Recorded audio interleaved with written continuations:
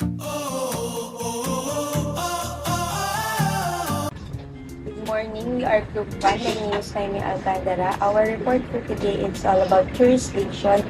You will be able to understand primary jurisdiction, incidental jurisdiction, and equity jurisdiction. So bago ang lahat, magdasal po muna tayo.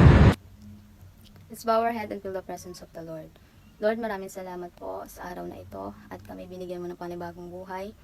At maraming salamat po sa lakas at talinong ipinagkaloob mo sa amin para magampanan ng gusto ang report na ito.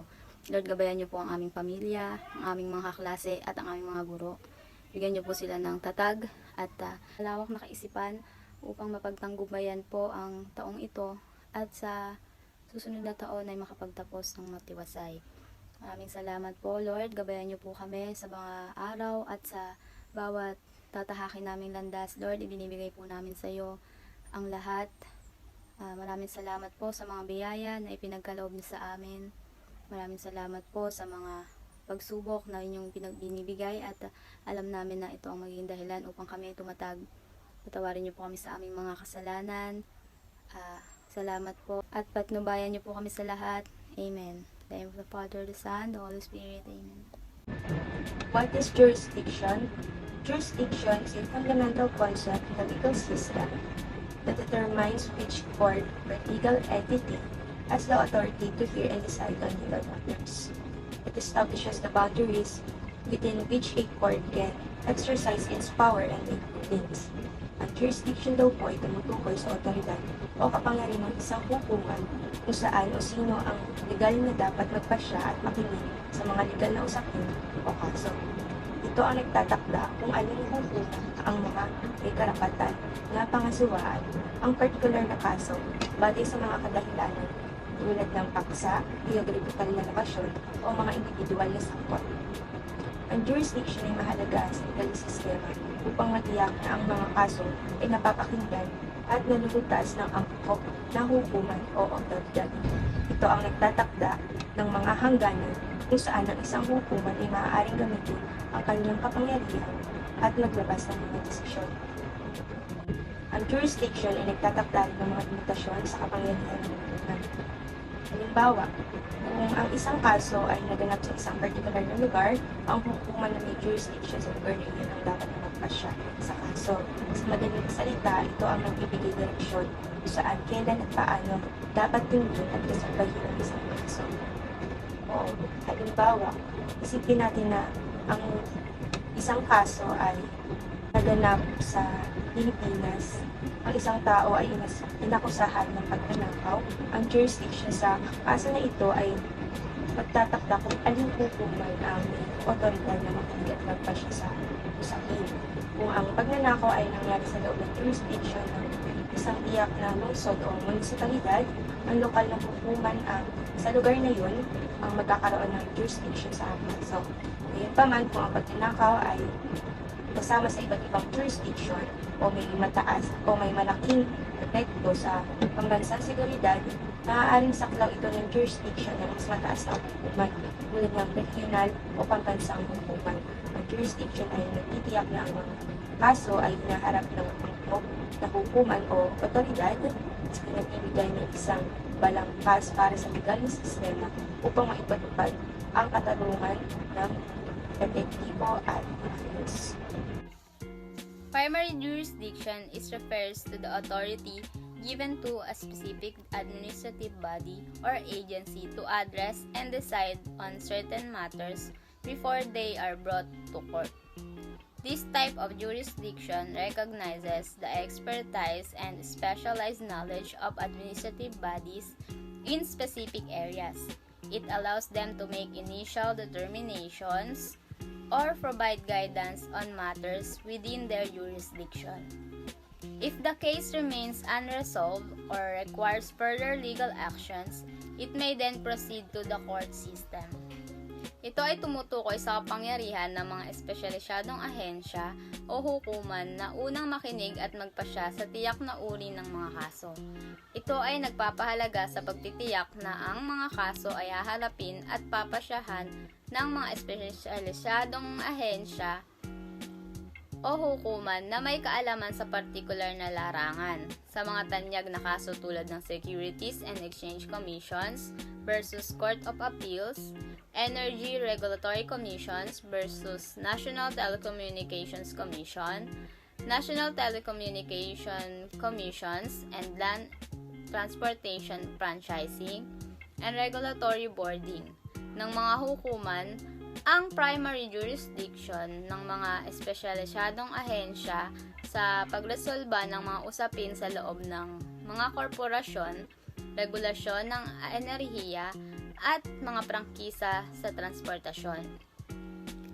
Sa pagkilala sa primary jurisdiction, ang legal na sistema ay makapagbibigay ng mabilis at may kaalaman na mga resolusyon sa mga kaso o solusyon sa mga kaso na may komplikadong issue.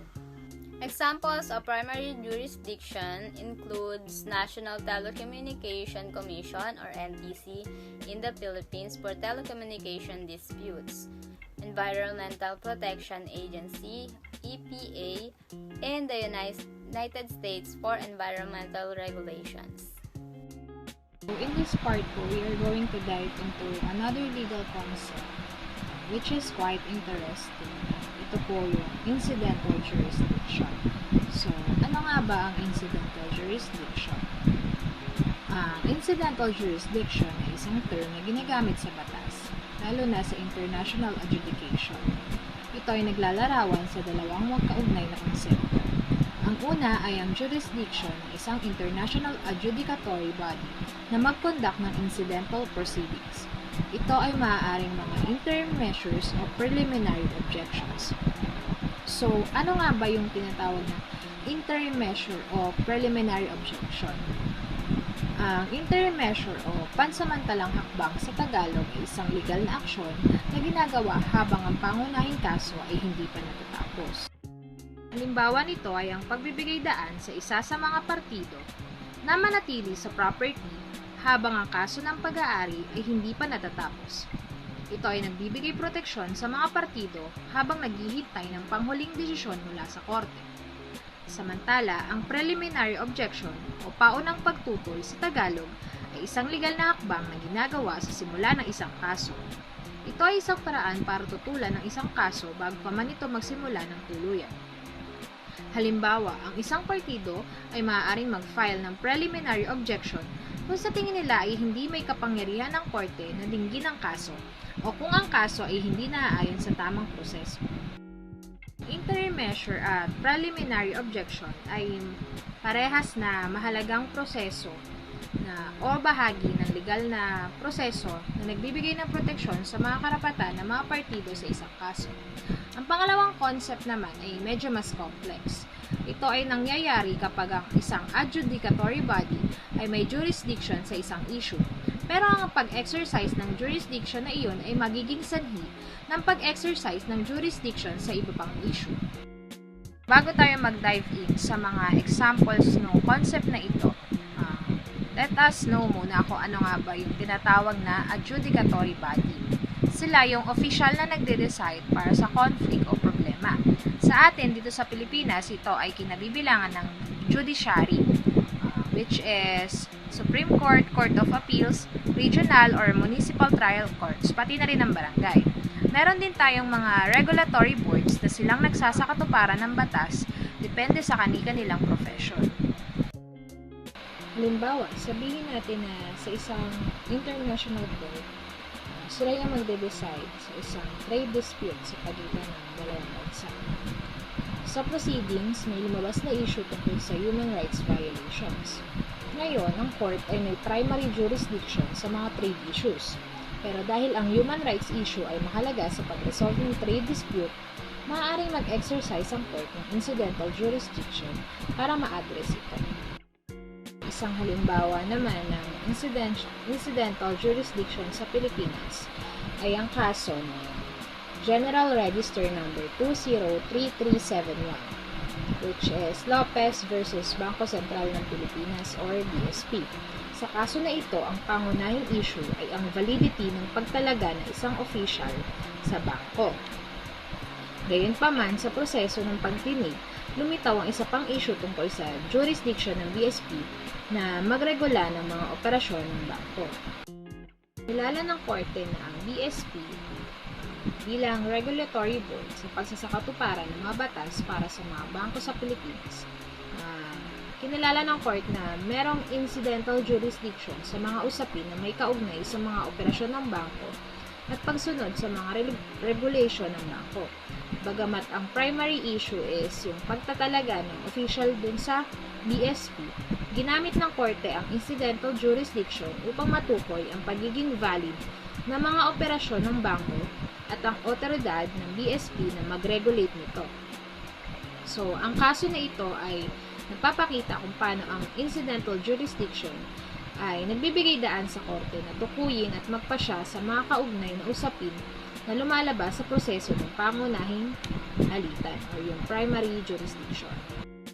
Sasabi natin na itong incidental jurisdiction isa siyang napakahalagang elemento hindi lang sa ating Supreme Courts, pati na rin sa international courts. Ito ay nagbibigay ng daan sa mga korte upang ma-address at ma-resolve ang mga issues sa harap nila, kahit na ang mga issues na iyon ay lumalagpas sa kanilang primary jurisdiction. Equity jurisdiction refers to authority of a court to make decisions based on principles of fairness, justice, and equity. It allows the court to deviate from strict legal rules of statutes when necessary to achieve a just outcome. Equity jurisdiction is often involved when the application of the law may lead to an unadjustment or inequitable result. Ang ibig po sabihin nito ay ang equity jurisdiction daw po ay tumutukoy sa kapangyarihan ng isang hukuman na maglapat ng mga pantay na prinsipyo at remedyo sa legal na kaso. Ang equity po ay isang sangay ng batas na binubuo sa England upang magbigay ng katarungan at kapag ang mga mahigpit na tuntunin ng karaniwang batas ay hindi sapat, sa equity may otoridad ang korte na magbigay ng mga remedyo na hindi available sa common law court, tulad ng mga injunction, particular na pagganap at mga pantay na pinsala. Ang equity jurisdiction po ay nagpapahintulot sa korte na isaalang-alang ang mga natatanging pangyayari ng mga kaso at gumawa ng mga desisyon batay sa pagiging patas at katarungan. Nilalayon nitong pigilan ang mga hindi makatarungang resulta at magbigay ng mga remedyo na naaayon sa mga pangangailangan ng mga kasangkot na partido. Example of this of equity jurisdiction include modifying term of a contract to accommodate unforeseen circumstance or hardship. Ang ibig pong sabihin nito, ang pagbabago sa mga tuntunin ng isang kontrata sa mga kaso kung saan lumilitaw ang mga hindi inaasahang pangyayari o paghihirap na nagpapahirap o imposible para sa isang partido na tuparin ang kanilang mga obligasyon sa ilalim ng isang kontrata. Maaaring baguhin ng isang hukuman na may jurisdiction ng equity ang mga tuntunin ng mga kontrata upang matugunan ang mga sitwasyon na nagbibigay daan ito para sa batas at makatarungang resolusyon ng isinasaalang-alang na mga nabagong pangyayari. Ang pangalawa naman po ay granting injunction or resulting order to prevent irreparable harm or maintain the status of quo.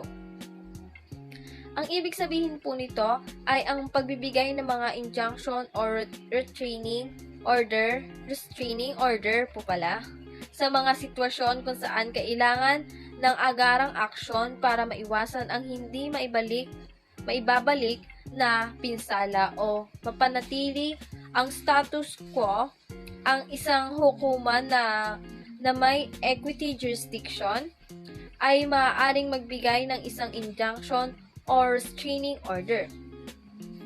Maaaring gamitin ang mga remedyo na ito upang pigilan ng isang tao na gumawa ng nakakapinsala o labag sa batas na pag-uugali, o upang mapanatili ang kasalukuyang kalagayan hanggang sa malutas ang isang legal